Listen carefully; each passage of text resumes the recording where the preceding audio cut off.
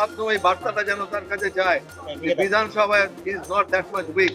কেউ যদি মনে করে যে বিধানসভা খুব দুর্বল এবং আমি যা খুশি বলে যাব বিধানসভার সদস্য হিসেবে বিধানসভা সংক্রান্ত ব্যাপার নিয়ে যদি বিভাগের কাজকর্ম নিয়ে যে বাইরের সমালোচনা করেন, বিধানসভাও জানে সেইভাবে কিভাবে তাকে ট্রিট করতে হবে। সে করতেই পারে, সে করেছে আমাদের হাউসের মধ্যে তো না, হাউসের বাইরে করেছে।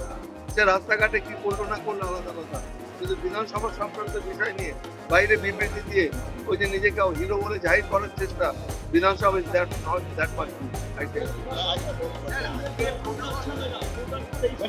উনি যে ধরনের ভাষণ দিচ্ছেন তা কি সংবিধানের পরিপন্থী?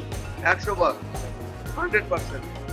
আমাদের সংবিধান সর্বধর্ম সমন্বয় একটা মিলিত শক্তির উপর বেদ করে সংবিধান দাঁড়িয়ে। বিরোধী দলনেতা বলছে যে তার ঘৃণা ভাষণ যে সুপ্রিম কোর্টের কাছে পর্যবেক্ষণ আছে। একটা করতে না, তার ঘৃণা ভাষণ যে সুপ্রিম কোর্টের কাছে পর্যবেক্ষণ আছে।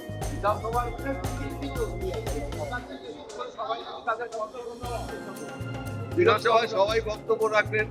বিধানসভাতে আপনারা গতকাল অনেকেই ছিলেন, আমাদের বিরোধী দলের যারা সদস্য তারা বক্তব্য রেখেছেন, তাদের কথা মন খুলে বলেছেন, সরকারি কাজকর্মের সমালোচনা হয়েছে।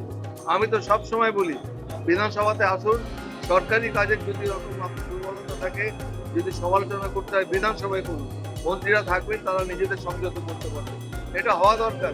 মাননীয় মুখ্যমন্ত্রী প্রথম দিন বলেছেন, আমি বারবার বলেছি যে floor belongs to the opposition, এবং সেই পরম্পরাটা বজায় রেখে আমরা তাদের 50% সময় দিই সব আলোচনাতে। আজকেও 4 ঘন্টার আলোচনায় তাদের 2 ঘন্টার সময় তাদের জন্য বরাদ্দ করা ছিল।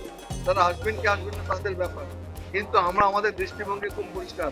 আপনারা সাংবাদিক বন্ধুরা এখানে রয়েছেন, যখন কোশ্চেন আওয়ার হয় আপনারা দেখবেন 65% প্রশ্ন আমরা বিরোধীদের করতে সুযোগ দিই, যেন তারা প্রশ্ন করুক, আমাদের মন্ত্রীরা তারা সঠিক উত্তর দিচ্ছে কিনা সেটাও সবার জানার দরকার আছে। ভাষণ নিয়ে তো সুপ্রিম কোর্টের একটা কড়া পর্যবেক্ষণ আছে তো।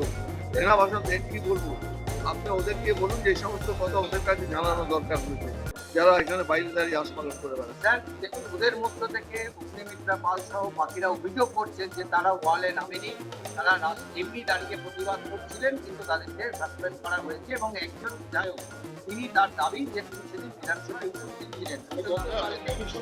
যখন সে আমাদের প্রিভিলেজ কমিটি থেকে উনি উত্তর দেবেন, এখন তো দরকার নেই। The matter has been referred to the privilege committee. Privilege জবাব দেবেন, সেখানে যদি তারা সন্তুষ্ট হয় তখন তারা যা ব্যবস্থা নেবার নেবে।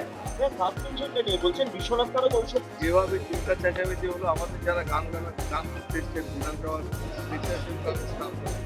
তারাও তাদের গানটাও ওরা ভালো করতে পারে। এই বিধানসভা শুধুমাত্র বিধানসভা সংক্রান্ত খবরই নিতে হয়, পরেও তো আমরা নিতে পারতাম। যাই হোক, আজকে আমাদের একটা প্রিভিলেজ মোশন এনেছেন। আপনারা জানেন আমাদের পরিষদীয় দল থেকে শোভনদেব চট্টোপাধ্যায় এবং অন্যান্যরা আমাদের চন্দ্রিমা ভট্টাচার্য টেলিভিশনে শুনেছেন, এবং গতকাল আপনাদের টেলিভিশনে একটা সম্প্রচারিত খবর, যে খবরটা পড়ে আমিও ব্যক্তিগতভাবে খুব মর্মাহত হয়েছি। আমি অবাক হয়ে গেছি যে আমাদের ভারতবর্ষের গণতন্ত্রের যে মূল কাঠামো, যেটা সংবিধানে লেখা রয়েছে, এবং সেটাকে আঘাত করে যে ধরনের বিবৃতি দেওয়া হয়েছে, এটা আমরা সত্যি করে মর্মাহত। এবং সেই পরিপ্রেক্ষিতে ওই কোটেশনটা দিয়ে আজকে আমাদের সরকারের পক্ষ থেকে একটা প্রিভিলেজ মোশন আনা হয়েছিল, সেটা নিয়ে আলোচনা হয়েছে। এবং প্রিভিলেজে আমি সেটা এক্সামিন করে দেখেছি, that is a strong private case. আমি প্রিভিলেজ কমিটিকে পাঠিয়ে দিয়েছি। নেক্সট অধিবেশনের আগে যেন উনি একটা রিপোর্ট দেন, সেই ব্যাপারে আপনি নির্দেশ দিন। প্রিভিলেজ কমিটি রিপোর্ট দেবে। কিন্তু স্যার, এই প্রিভিলেজের মোশনের পরেও কিন্তু বিরোধী দলনেতা কি বলবেন, আপনাদের কাছে বলেছেন আপনারা এগুলো নিন, কিন্তু আমাদের প্রিভিলেজ কমিটিতে যখন রেফার করেছে আমি এই ব্যাপারটি নিয়ে আর কোনো মন্তব্য করবো না। It is under the domain of privilege committee, of which the deputy speaker is the chairman. আমাদের কাছে আবেদন করুন, যদি তাদের নমনীয়তা থাকে, তারা যদি বিধানসভার প্রতি শ্রদ্ধাশীল হয়, যদি বিধানসভার মর্যাদাটা সম্বন্ধে তাদের যে জ্ঞান হয়, তারা যদি আবেদন করে আমরা নিশ্চয়ই রিকনসিডার করবো।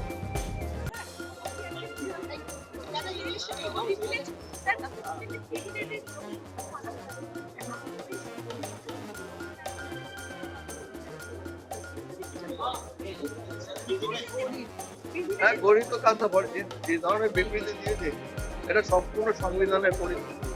অনেকে অনেক কথা বলেন, সমালোচনা করতে পারেন, ব্যক্তিগতভাবে আমাকেও সমালোচনা করতে পারেন, কিন্তু সংবিধানের মূল কাঠামোতে কুঠারাঘাত করে যদি কেউ বিবৃতি দেন, মর্মাহত আপনাদের নিশ্চয়ই আপনারাও মর্মাহত হয়েছেন।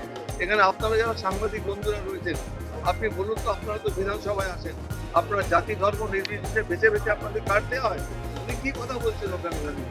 যে মোল্লাতন্ত্র, আমি তো বুঝতেই পারি না এসব কথা। এসব কথা কি মানুষের কানে? আমি তো বলছি, যে ধরনের প্ররোচনা উনি দিচ্ছেন, পশ্চিমবঙ্গে যে এখনো শান্ত আছে এটা যথেষ্ট। ওনার প্ররোচনাতে যদি কেউ পা দেন, তাহলে পশ্চিমবঙ্গে অনেক বেশি অশান্তি হতে পারে। এটা ওদের বোঝা উচিত। ওরা যদি দায়িত্বশীলতার সঙ্গে কাজ করতে চায়, ওদের এই ধরনের বিবৃতি দেওয়া বন্ধ করা উচিত এবং মানুষের কাছে ক্ষমা চাওয়া উচিত এই বিবৃতি দেওয়ার জন্য।